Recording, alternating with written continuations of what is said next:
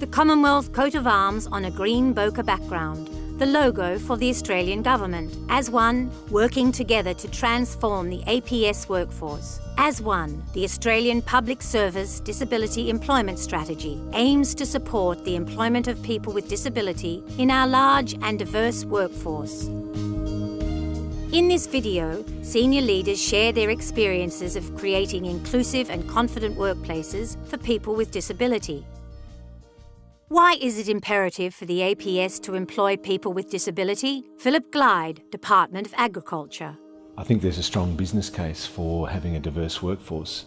We're in fierce competition with the private sector for people with talent, people that have got good intelligence, smart, who've got good judgment, who've got good ideas.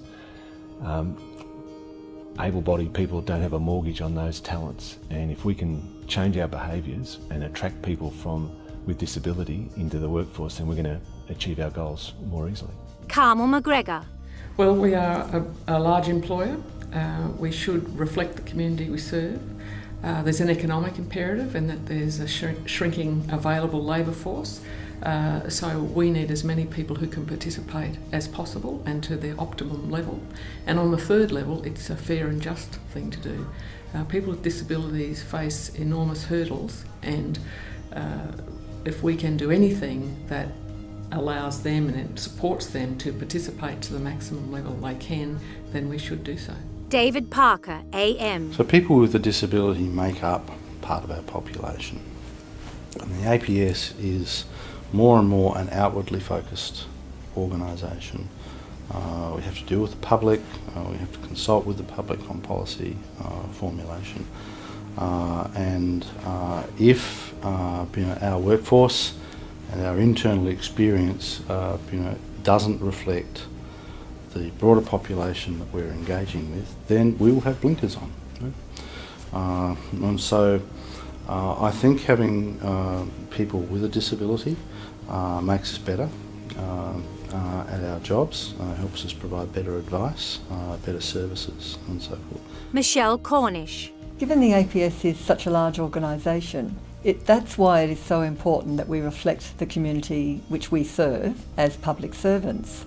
And if we have a high proportion of people with disability, for example, given 1 in 5 have a disability in the Australian population, we should have 1 in 5 who are our employees with disability, then we have people who get it, people who understand, people who can develop programs, policies, provide service delivery which actually makes a difference to people in Australia.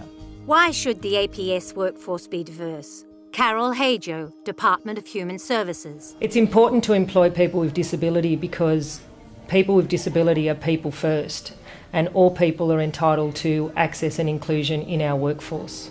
Carmel McGregor, Department of Defence. Well, as a large employer, we really lead, and we should lead in terms of employment policies and practices for all sorts of people. So in terms of people with disability, we've been able to look at ways we can support them in terms of adaptive workplaces and particular facilities which individuals may need.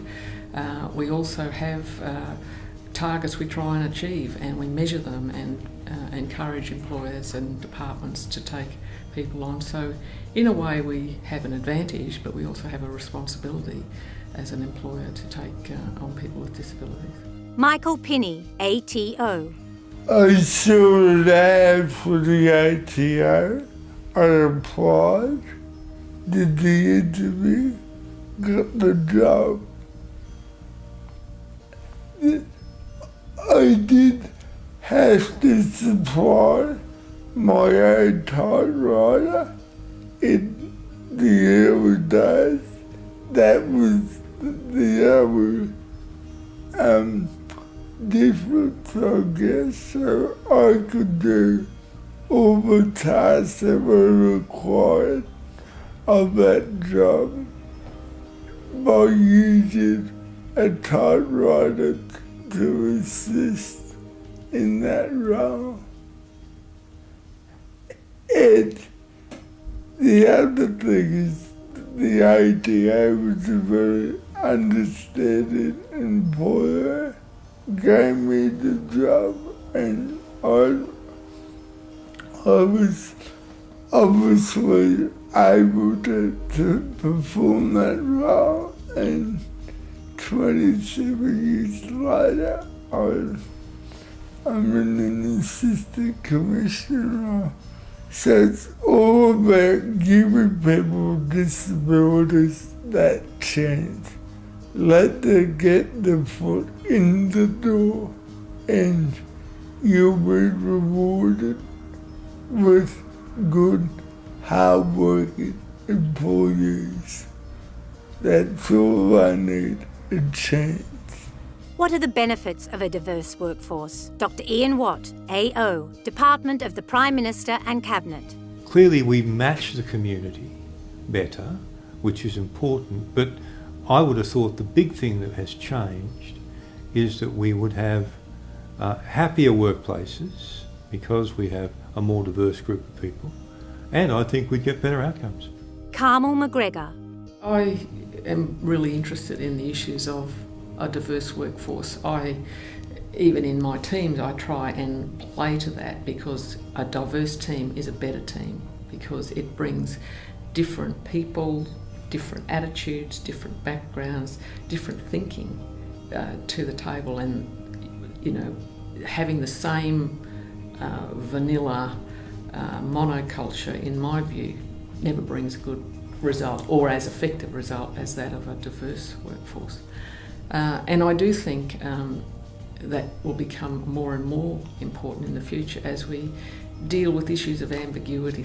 Work is not as straightforward as it used to be. So diversity really contributes to ensuring that it's more effective. Carol Hajo. An inclusive workplace is a place where people's attitudes are focused on access and inclusion, and where respect is a part of everyday work life. As one, working together to transform the APS workforce. The Commonwealth coat of arms on a green bokeh background, the logo for the Australian Government.